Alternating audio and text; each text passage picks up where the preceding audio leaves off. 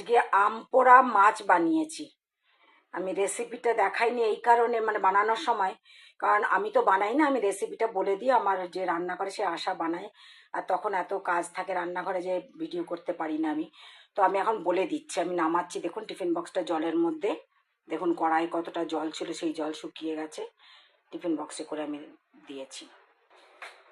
এই দেখুন আম পোড়া কাতলা মাছ দিয়ে করেছি। কি কি পুড়িয়েছি?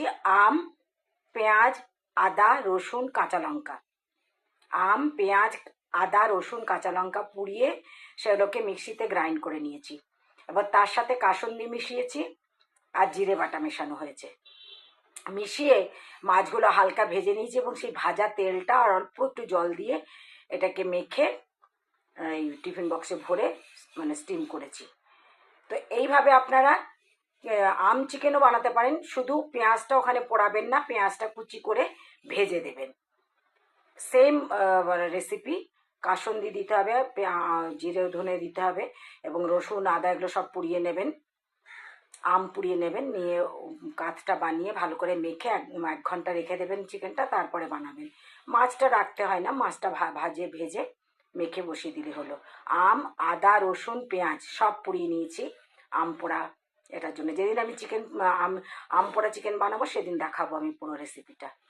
তাহলে এই হচ্ছে রেসিপি। আপনারা এরকমও রাখতে পারেন বা এর থেকে আরেকটু শুকাতে পারেন, আরেকটু যদি শুকিয়ে নিতে পারেন।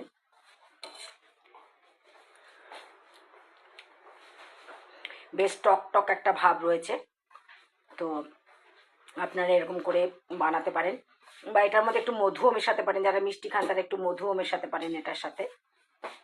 তাহলে আমি আম পোড়া রেসিপি আপনাদেরকে দেখিয়ে দিলাম, বলে দিলাম কিভাবে করতে হয়, সেভাবে করে নেবেন আপনারা।